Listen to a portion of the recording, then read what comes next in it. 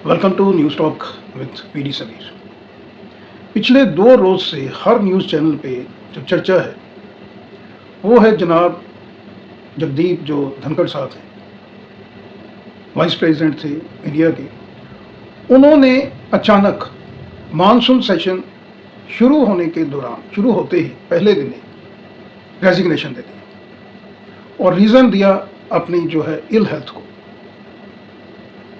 अब ill health का जो रीज़न है ये किसी को भी डाइजेस्ट नहीं हो रहा है, चाहे वो अपोजिशन पार्टी है और चाहे सत्ता जो दल है यानी भारतीय जनता पार्टी एनडीए, उनको भी ये डाइजेस्ट नहीं हो रहा।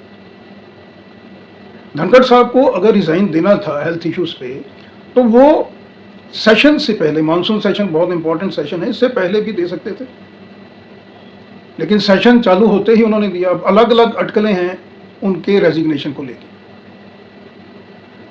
और मैं आपको ये बताना चाहूँगा कि जो आज का इंडिया का मीडिया है वो केवल और केवल टीआरपी के चक्कर में बिना एनालिसिस के ब्रेकिंग न्यूज़ देने में अभी विश्वास रखता है।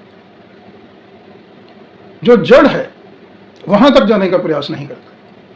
अब मीडिया चैनल कह रहे हैं कि अपने सिक्योरिटी प्रोटोकॉल को लेके जो फ्लीट है उनके साथ चलता है, जो उसको लेके उन्होंने कुछ गवर्नमेंट को रिक्वेस्ट करी थी कि उनकी सिक्योरिटी जो है उसको बढ़ाया जाए, फ्लीट के अंदर कोई नई गाड़ियां जो है वो शामिल किया जाए, और गवर्नमेंट ने उनकी ये जो रिक्वेस्ट है उसको शायद नहीं माना, तो इसलिए वो इनवाइट चल रहे थे। उसके बाद दूसरा था कि कुछ गवर्नमेंट के और जो वाइस प्रेसिडेंट ऑफ इंडिया का जो ऑफिस है उसके बीच मिसकम्युनिकेशन चल रहा था, और कहीं ना कहीं भारतीय जनता पार्टी की कार्यशैली से भी वो खुश नहीं था। अब मैं आपको बताना चाहूँगा ये वही जगदीप धनखड़ साहब हैं जिनके अगेंस्ट ऑपोजिशन पार्टी ने महाभियोग जो इम्पीचमेंट का मोशन है वो लाया था। अब ये वही विपक्ष जो है वो फेवर में खड़ा है धनखड़ साहब के कि क्यों इन्होंने रिजाइन दे दिया, और यही विपक्ष कुछ समय पहले धनखड़ साहब को बोलता था कि ये भारतीय जनता पार्टी के एजेंट हैं और वाइस प्रेसिडेंट के तौर पे ये काम कर रहे हैं भारतीय जनता पार्टी के एजेंट होने के नाते, इसीलिए इम्पीचमेंट का मोशन ऑपोजिशन लाई थी कि धनखड़ साहब उनको जो है वो राज्यसभा में बोलने का मौका नहीं देते हैं, उनका माइक बंद करते हैं, लाइक दैट। आज वही जो ऑपोजिशन पार्टी है वो धनखड़ साहब के साथ खड़ा है। और ये जो एकाएक अचानक जो उनका रेजिग्नेशन हुआ है ये भारतीय जनता पार्टी के लिए भी मैं समझता हूँ कि भारतीय जनता पार्टी भी बैकफुट है। उनको भी समझ नहीं आ रहा है कि धनखड़ साहब का जो रेजिग्नेशन है वो अपना पक्ष क्या रखें देश की जनता के सामने। तो पंजाबी में बोला जाता है कि इस वक्त जो भारतीय जनता पार्टी है वो भी कहीं ना कहीं भंबड़ पूसे में फंसी हुई है ये रेजिग्नेशन को लेकर। मैं आपको बताना चाहूंगा रेजिग्नेशन क्यों हुआ था। सबसे पहले एक तो जो जस्टिस वर्मा है, यशवंत वर्मा, जस्टिस यशवंत वर्मा साहब जो हैं सुप्रीम कोर्ट में हैं, इनके घर से बहुत ज्यादा जो है वो धन बरामद हुआ था। और दूसरे हैं इलाहाबाद हाई कोर्ट के जस्टिस शेखर यादव। इन दोनों के खिलाफ जो है विपक्ष इम्पीचमेंट का मोशन, महाभियोग का मोशन जो है वो लाने की तैयारी में थी मानसून सेशन में। और जो जस्टिस यशवंत वर्मा हैं इनके इम्पीचमेंट को लेके जो गवर्नमेंट है यानी सत्ता और जो विपक्ष है वो दोनों सहमत थे, लेकिन जो मामला जो इशू था वो था जस्टिस शेखर यादव को लेके, एक हेट स्पीच को लेके जो ऑपोजिशन पार्टीज हैं स्पेशली कांग्रेस वो चाहती थी कि इनके अगेंस्ट भी महाभियोग लाया जाए इसी मानसून सेशन में। मैं आपको बताना चाहता हूं कि पिछले 8 दिसंबर को एक वीएचपी का प्रोग्राम था प्राइवेट, उसमें जस्टिस यादव ने बोला था ये हिंदुस्तान है और देश उस बहुमत से चलेगा जो हिंदुस्तान में रहता है, यानी समान नागरिक संहिता को लेकर भी उन्होंने स्टेटमेंट दी थी और कहीं ना कहीं जो मुस्लिम समाज है उसका उल्लेख किया था। इसको लेके जो विपक्ष है वो बड़ा इनॉयड है और उन्होंने जो उपराष्ट्रपति हैं, उपराष्ट्रपति को 54 जो है मेंबर पार्लियामेंट राज्यसभा के ऑपोजिशन के, उन्होंने एक सिग्नेचर करके एक लेटर दिया था महाभियोग के लिए जस्टिस शेखर यादव के, और ये माना जा रहा है कि धनखड़ साहब ने वो जो है वो एक्सेप्ट कर लिया था ऑपोजिशन का लेटर। कुछ टेक्निकल है लेकिन मैं आपको इजी थोड़ा लैंग्वेज में बताना चाहूँगा कि लोकसभा के अंदर कम से कम 100 मेंबर पार्लियामेंट के सिग्नेचर होने चाहिए महाभियोग के लिए और 50 के होने चाहिए जो मेंबर पार्लियामेंट है राज्यसभा के। तो 54 ऑपोजिशन के जो मेंबर पार्लियामेंट राज्यसभा है उनके साइन थे और उन्होंने अपने साइन करके लेटर दे दिया था उपराष्ट्रपति साहब को, और क्योंकि ये लीगल प्रोसीजर था, प्रोटोकॉल था, तो कहीं ना कहीं धनखड़ साहब ने उसको एक्सेप्ट करा और ये माना जा रहा था कि ये दोनों जस्टिस के खिलाफ जो है वो महाभियोग आ जाएगा इसी मानसून सेशन में, जबकि भारतीय जनता पार्टी ने कंसेंट देती थी जस्टिस वर्मा के लिए, उनके अगेंस्ट एक्शन के लिए, लेकिन भारतीय जनता पार्टी जस्टिस शेखर यादव के साथ कहीं ना कहीं खड़ी हुई दिखाई देती।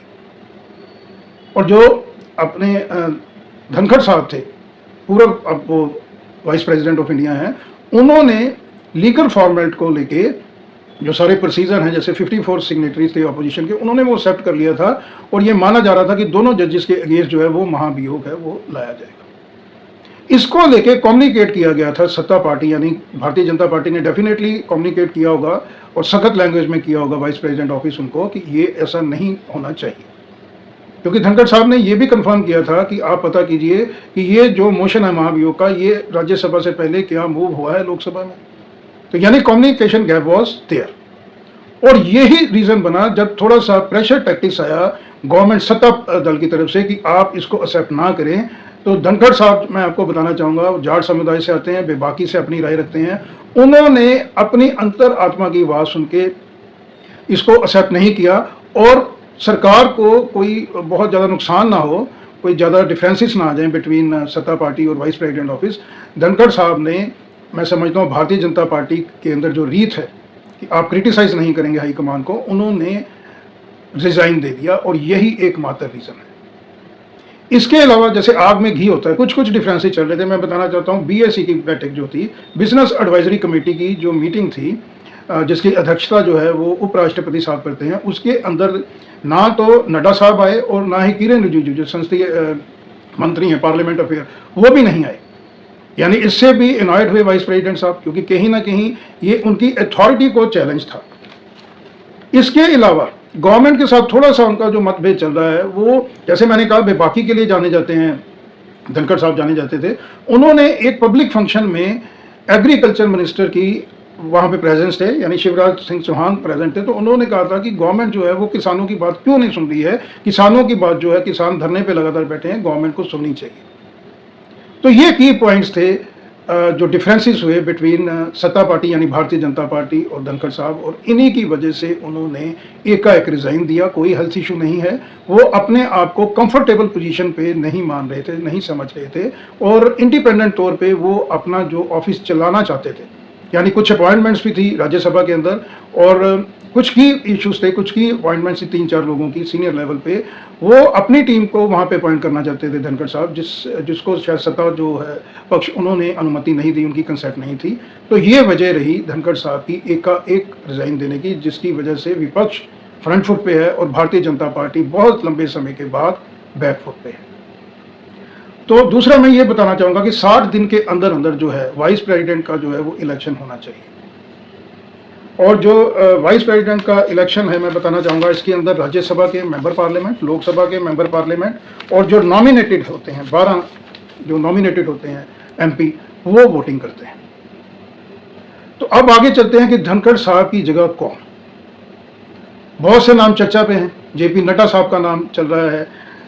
इसके अलावा जो जनता दल यूनाइटेड के सांसद हैं राज्यसभा के, इस वक्त डिप्टी चेयरमैन हैं जनाब हरिवंश नारायण सिंह, उनका नाम चल रहा है। मुख्तार अब्बास आकाश नकवी साहब का नाम चल रहा है। आरिफ मोहम्मद खान का नाम चल रहा है। इसी कड़ी में मनोज सिन्हा साहब का नाम चल रहा है। और सबसे आगे जो नाम चल रहा है वो है मिसिस मेनका गांधी का। गांधी नेहरू फैमिली से ही बिलोंग करती हैं और जो डिफरेंसेस हुए थे, डॉटर इन लॉ हैं गांधी नेहरू फैमिली की, यानी जो मिसेस इंदिरा गांधी थे प्राइम मिनिस्टर इंडिया के, उनकी छोटी डॉटर इन लॉ हैं, उनके छोटे बेटे संजय गांधी की वाइफ थी मेनका गांधी। लेकिन कुछ डिफरेंसेस आए, बहुत डिफरेंसेस बढ़े after the death of Sanjay Gandhi. Sanjay Gandhi की विमान हादसे में जो है वो दुखद मृत्यु हो गई थी। उसके बाद डिफरेंसेस जो हैं वो मेनका गांधी और मिसिस इंदिरा गांधी के बीच में बहुत बड़े, और आधी रात के वक्त ऑफिशियल जो प्राइम मिनिस्टर का रेजिडेंस था वहाँ से मिसिस इंदिरा गांधी ने निकाल के बाहर किया था मेनका गांधी को, क्योंकि मेनका गांधी ये समझती थी कि संजय गांधी की जो उत्तराधिकारी हैं राजनीतिक तौर पे, वो मेनका गांधी अपने आप को समझती थी और उत्तराधिकारी समझती थी गांधी परिवार का। लेकिन जो मिसिस इंदिरा गांधी हैं उन्होंने संजय गांधी की डेथ के बाद अपनी विरासत देने का फैसला कर दिया था राजीव गांधी को, और इसके बाद डिफरेंसेस हुए। और ये डिफरेंसेस मैं समझता हूँ पिछले 1982 1980 से ही चल रहे हैं। तो मेनका गांधी जो हैं उनका नाम क्यों सबसे आगे चल रहा है, मैं कुछ इसके बारे में डिटेल में बताता हूँ, लेकिन इसके पहले मैं आपको बताना चाहूँगा कि वाइस प्रेसिडेंट की जो पोस्ट है राज्यसभा के अंदर, लोकसभा के अंदर इतना संख्या बल है सत्तारूढ़ का, यानी भारतीय जनता पार्टी का, एनडीए का, कि जो कैंडिडेट है वो एनडीए का ही होगा, ये फिक्स है। अब क्या क्या उस कैंडिडेट के लिए चाहिए, उसके अंदर जो रिक्वायरमेंट है, जो क्वालिटीज है basic, Bharatiya Janata party NDA क्या चाहती है? तो भारतीय जनता पार्टी चाहती है, एक तो वो बीजेपी की जो कार्यशैली है, यानी फॉल इन लाइन। कभी भी भारतीय जनता पार्टी में हमने नहीं देखा, एक दो इंसिडेंट छोड़ दें, कि नीचे से किसी कार्यकर्ता ने, किसी लीडर ने विद्रोह किया हो, आवाज़ उठाई हो टॉप ब्रास के अगेंस्ट। ऐसा कल्चर जो है हाई कमान के अगेंस्ट बोलने का बीजेपी में नहीं। तो एक कैंडिडेट चाहिए जो हिंदुत्व की, भारतीय जनता पार्टी की आइडियोलॉजी को एक्नॉलेज करता हो, कहीं ना कहीं यस मैन हो। धनखड़ साहब की जैसा नहीं कि एक, क्योंकि जो उपराष्ट्रपति की पोस्ट है ये कॉन्स्टिट्यूशनल पोस्ट है, यानी डायरेक्ट पॉलिटिक्स के साथ इसका कोई लेना देना नहीं है, लेकिन बीच बीच में एक पॉलिटिकल लाइन जो है वो ले लेते थे धनखड़ साहब। तो भारतीय जनता पार्टी इस तरह का कैंडिडेट चाहती है कि जो एक्टिव पॉलिटिक्स से, जो मुद्दे हैं सरकार के, चाहे वो विपक्ष है सत्ता पक्ष है, उससे दूर है। सबसे इंपॉर्टेंट भारतीय जनता पार्टी के लिए है कि जो उपराष्ट्रपति के ऑफिस के प्रोसीजर्स, लीगैलिटी, प्रोटोकॉल को समझता हो, यानी वेल एक्सपीरियंस्ड हो, जो कहीं ना कहीं विपक्ष को, उसका जो स्पेस है विपक्ष का, उस स्पेस के अंदर ही उसको रिस्ट्रिक्ट रखे। तो ये दो तीन चीजें जो हैं कि मैच करती हो उसकी आइडियोलॉजी, वो एक फेथफुल कैंडिडेट हो टुवर्ड्स भारतीय जनता पार्टी, और उसने अपने आप को प्रूफ किया हो। ये सारी की सारी क्वालिटीज जो हैं वो मिसेस मेनका गांधी के अंदर है। मैं आपको बताना चाहूंगा कि मिसेस मेनका गांधी 9 दफा के मेंबर पार्लियामेंट हैं लोकसभा के उत्तर प्रदेश के अंदर, 3 दफा सेंटर में मिनिस्टर रह चुके हैं। पीपी सिंह की गवर्नमेंट में थे, अटल बिहारी वाजपेयी की गवर्नमेंट में थे, और 2014 से 2019 तक नरेंद्र मोदी साहब की गवर्नमेंट में भी ये मिनिस्टर रहे हैं। सीजनड हैं, प्रोसीजर प्रोटोकॉल्स को अच्छी तरह समझते हैं, चाहे वो लोकसभा के या राज्यसभा में है। आइडियोलॉजी जो है मैंने आपको बताया हिंदुत्व की है, और पार्टी जो की एक जो इंस्ट्रक्शंस होती हैं, गाइडलाइंस होती हैं, पार्टी लाइन है, उसको क्रॉस नहीं करती है मेनका गांधी। जिसका सबसे बड़ा उदाहरण है कि जब 2024 का चुनाव हुआ तो भारतीय जनता पार्टी ने वरुण गांधी, जो इकलौते सुपुत्र हैं मेनका जी के, उनको टिकट नहीं दिया था, टिकट काट लिया था भारतीय जनता पार्टी ने उनका, जबकि उनकी दावेदारी बनती थी। लेकिन किसी भी प्राइवेट या पब्लिक प्लेटफॉर्म में मेनका गांधी ने कभी भी क्वेश्चन पुट नहीं किया भारतीय जनता पार्टी के ऊपर। जो भी भारतीय जनता पार्टी का डिसीजन था वो मेनका गांधी जी ने उसको सर माथे पे रखा हमेशा ही, कभी भी पार्टी लाइन से बाहर नहीं गई।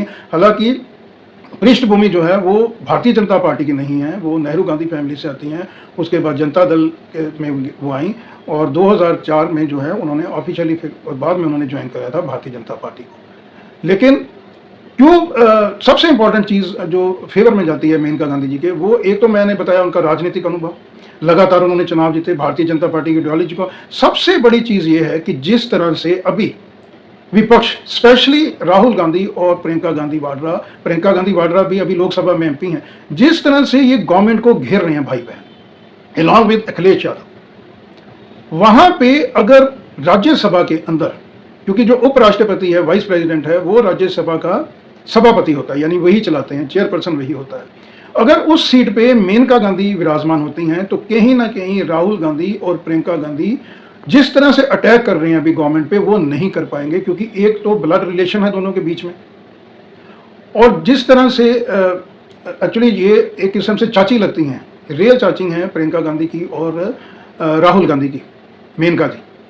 तो जो एक फैमिली का रिस्पेक्ट होता है, क्योंकि आज तक कभी भी ना ही सोनिया गांधी जी ने, ना ही प्रियंका ने, और ना ही राहुल गांधी ने कभी भी अटैक नहीं किया है मेनका गांधी या वरुण गांधी के ऊपर। आप पिछला 30-35 साल पीछे चाहे आपको यही लगेगा।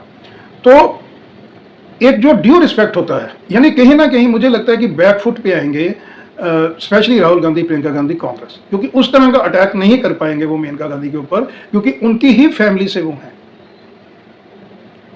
और सबसे बड़ी बात यह है कि जिस तरह से मेनका गांधी ने अपने बलबूते पे लगभग यूपी की, मैं समझता हूं कि 3 से 4 लोकसभा की कॉन्स्टिट्यूएंसीज हैं और विधानसभा की 20 से 25 सीटें हैं जहां पे इन्फ्लुएंस है मेनका जी का और वरुण गांधी का, वो एडिड एडवांटेज भी मिलेगा यूपी का 2027 के चुनाव में, अगर हम लॉन्ग टर्म में देखें। तो सबसे मजबूत जो दावेदारी बनती है वो मैं समझता हूँ अब बन रही है मिसिज मेनका गांधी। और मुझे लगता है कहीं ना कहीं ये फाइनल भी हो जाएगा। सिर्फ एक बात जो थोड़ी सी अगेंस्ट जाती है मेनका जी के, वो ये है कि इस वक्त हमारे जो प्रेसिडेंट हैं भारत के, वो भी महिला हैं।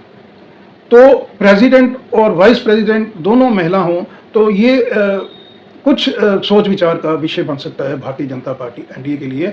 अन्यथा अगर मेरिट पे देखा जाए, एक्सपीरियंस पे देखा जाए, आइडियोलॉजी पे देखा जाए, पार्टी के साथ वफादारी को देखा जाए, तो मैं समझता हूँ Maneka Gandhi is the best choice for vice president of India post. और भारतीय जनता पार्टी को डेफिनेटली उनकी सर्विसेज को एक्नॉलेज करने का ये सही समय है, क्योंकि इस वक्त मेनका गांधी जी के पास कोई भी कॉन्स्टिट्यूशनल पोस्ट नहीं है।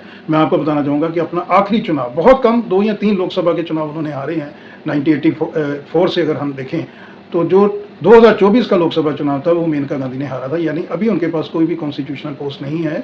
और भारतीय जनता पार्टी में जिस तरह से उन्होंने ग्राउंड लेवल पर रह के मेहनत की है, मैं समझता हूँ कि भारतीय जनता पार्टी को उनका ड्यूज जरूर देना चाहिए। दूसरा नाम आता है जेडीयू के सांसद हैं बिहार से, बिहार जन्मभूमि है, हरिवंश नारायण सिंह का। हरिवंश नारायण सिंह साहब जो हैं ये डिप्टी चेयरमैन है राज्यसभा पे, यानी अभी जो वाइस प्रेसिडेंट हैं उनका रेजिग्नेशन हो गया, तो जो कार्रवाई है राज्यसभा की वो अब इनकी ही देख रेख में होगी। प्रधानमंत्री नरेंद्र मोदी, नीतीश कुमार चीफ मिनिस्टर बिहार के बहुत करीबी हैं, और स्पेशली प्रधानमंत्री मोदी के साथ जो है हरिवंश नारायण सिंह की जो एसोसिएशन है बहुत बढ़िया है, वेल एक्सपीरियंस्ड हैं। 2020 से आप देखिए पिछले 5 साल से लगातार जो है वो डिप्टी चेयरमैन है राज्यसभा के, और प्रोटोकॉल प्रोसीजर को अच्छी तरह से समझते हैं। तो और दूसरा सबसे जो एडिड एडवांटेज इनके पास जा रहा है वो है कि 2-3 माह के बाद बिहार के अंदर विधानसभा का इलेक्शन है 2025 में, और बिहार ही जन्मभूमि है हरिवंश नारायण सिंह की। तो ये एक मैसेज जाएगा बिहार की जनता को कि बिहार से वाइस प्रेसिडेंट जो है वो अगर नारायण सिंह साहब बनते हैं तो एक सीजन है, प्राइम मिनिस्टर साहब के क्लोज एसोसिएट्स हैं, और बिहार के इलेक्शन को लेके मैं समझता हूँ कि ये इनकी दावेदारी भी बहुत ज़्यादा मजबूत है। इसके बाद आते हैं आरिफ मोहम्मद खान। आरिफ मोहम्मद खान कांग्रेस में थे, कांग्रेस को इन्होंने छोड़ा था काफ़ी लंबे समय बाद पहले, और भारतीय जनता पार्टी में शामिल हुए थे। ये इस वक्त मौजूदा समय गवर्नर बिहार में है, इससे पहले गवर्नर केरला में थे, और केंद्रीय कैबिनेट में भी रह चुके हैं जब कांग्रेस की सत्ता हुआ करती थी। और प्रधानमंत्री नरेंद्र मोदी के साथ बहुत इनके क्लोज रिलेशन है, एसोसिएट्स हैं। भारतीय जनता पार्टी की आइडियोलॉजी को जो है वो अच्छी तरह से मैच करते हैं, वेल एक्सपीरियंस्ड हैं, मुस्लिम चेहरा है। और जिस तरह से ऑपरेशन सिंदूर के बाद मुस्लिम समाज के बड़े बड़े तमाम लीडर, चाहे वो ओवैसी हैं, अब्दुल्ला साहब हैं, मोहम्मद महबूबा मुफ्ती हैं जम्मू कश्मीर से, वो तमाम जिस तरह से एकजुट होकर भारत के लिए खड़े थे, पाकिस्तान के अगेंस्ट सभी ने स्टैंड लिया था। तो मुस्लिम चेहरे को भी मैं समझता हूँ अगर भारतीय जनता पार्टी ज़रूर सोच विचार कर रही होगी कि भारत में और पूरे विश्व में एक संदेश देने के लिए कि भारत के अंदर जो है वो जो मुस्लिम समाज है वो कोई सेकंड दर्जे का सिटीज़न नहीं है। भारतीय जनता पार्टी सरकार में सबका साथ, सबका विकास, सबका विश्वास, लगातार उसी आइडियोलॉजी पे सरकार काम कर रही है। तो ये संदेश देने के लिए जो है वो उसमें आरिफ मोहम्मद खान साहब का नाम शुमार होता है। अगला है मुस्लिम समुदाय से मुख्तार अब्बास नकवी। मैं समझता हूँ मुख्तार अब्बास नकवी जो हैं ये भी, इनकी दावेदारी भी बहुत ज़्यादा मजबूत है। पिछले लगभग 35-40 साल से लगातार भारतीय जनता पार्टी के साथ जुड़े हुए हैं, हिंदुत्व की जो आइडियोलॉजी है उसको मैच करते हैं।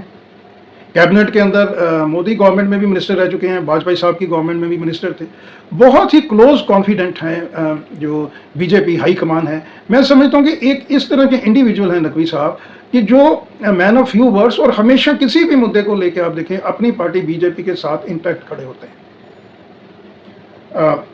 दूसरा मैं बताना चाहूँगा पार्लियामेंट अफेयर मिनिस्टर ये रह चुके हैं, माइनॉरिटी अफेयर मिनिस्टर रह चुके हैं। सबसे बड़ा प्लस है डिप्टी जो ये लीडर थे हाउस, राज्यसभा के रह चुके हैं। यानी नकवी साहब knows how to manage the affairs in Rajya Sabha, protocols, legality, procedures अच्छी तरह से जानते हैं। और नकवी साहब का जो नाम है वो भी इस लिस्ट में मैं समझता हूँ कहीं ना कहीं आगे चल रहा है। इसके बाद हैं नाम चल रहा है मनोज सिन्हा साहब का, लेफ्टिनेंट गवर्नर हैं जम्मू कश्मीर के, और बहुत अच्छे रिलेशन हैं इनके प्राइम मिनिस्टर और होम मिनिस्टर से। एक समय ये था कि उत्तर प्रदेश के अंदर योगी आदित्यनाथ साहब की जगह मनोज सिन्हा का नाम ही चल रहा था चीफ मिनिस्टर के लिए, और कहीं ना कहीं मोहर लगाई थी प्राइम मिनिस्टर ने और अमित शाह साहब ने मनोज सिन्हा के नाम पे, लेकिन आखिर वक्त पे जो आरएसएस है उन्होंने योगी आदित्यनाथ का नाम फाइनल किया था। तो आप समझ सकते हैं कि मनोज सिन्हा जो हैं वो बहुत क्लोज कॉन्फिडेंट हैं, बोथ प्राइम मिनिस्टर और होम मिनिस्टर के, इनका नाम भी लिस्ट में है। इसके अलावा दो नाम मैं और लेना चाहूँगा। एक तो शिवराज सिंह चौहान एग्रीकल्चर मिनिस्टर हैं, सीजन्ड हैं, एक्सपीरियंस्ड हैं, ऑपोजिशन के पार्टीज़ के अंदर भी उनका एक मैं समझता हूँ कि रिस्पेक्ट है, उनका नाम चल रहा है। जनाब राजनाथ सिंह जो डिफेंस मिनिस्टर हैं, उनका नाम भी चल रहा है वाइस प्रेसिडेंट की रेस में, क्योंकि सीनियर मोस्ट लीडर हैं, कैबिनेट के अंदर ऊंचे ऊंचे पदों पे रह चुके हैं। एज फैक्टर अभी कहीं इनके फेवर में उस तरह का नहीं है, तो इस तरह की कॉन्स्टिट्यूशनल पोस्ट पे डेफिनेटली मैं समझता हूँ कि राजनाथ सिंह साहब का जो नाम है वो भी चल रहा है। इसके अलावा जेपी नड्डा का नाम भी चल रहा है। जेपी नड्डा साहब हेल्थ मिनिस्टर हैं, लगातार भारतीय जनता पार्टी के प्रेसिडेंट रह चुके हैं, उनका नाम भी चल रहा है। और मैं आपको बताना चाहूँगा कि धनखड़ साहब से पहले जो वेंकैया नायडू साहब थे, वो भी जब वाइस प्रेसिडेंट बने थे तो उसके पहले मोदी गवर्नमेंट के वो मंत्रिमंडल में शामिल थे।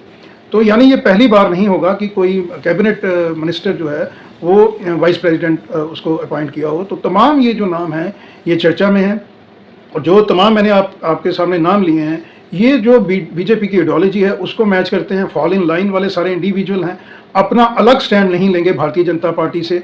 और सबसे बड़ी चीज़ है कि ये जो प्रोसीजर्स, लीगैलिटी, प्रोटोकॉल्स, और जिस तरह से एक कॉन्स्टिट्यूशनल पोस्ट पे वाइस प्रेसिडेंट हों या गवर्नर हों या प्रेसिडेंट ऑफ इंडिया हों ऑनरेबल, ये किसी भी पार्टी का पक्ष जो है वो पॉलिटिकल लाइंस पे नहीं ले सकते हैं, और सार्वजनिक पब्लिक जो मंच पे वो इस तरह की स्टेटमेंट्स नहीं दे सकते हैं जिस तरह से धनखड़ साहब ने दे दी थी एग्रीकल्चर मिनिस्टर के सामने कि सरकार जो है वो फार्मर्स को क्यों नहीं सुन रही है।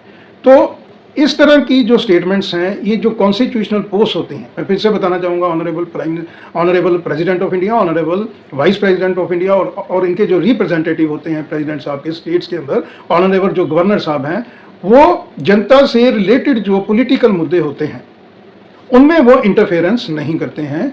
और ये इंटरफेरेंस ही कहीं ना कहीं भारी पड़ गई जगदीप धनखड़ साहब को। थैंक यू, धन्यवाद।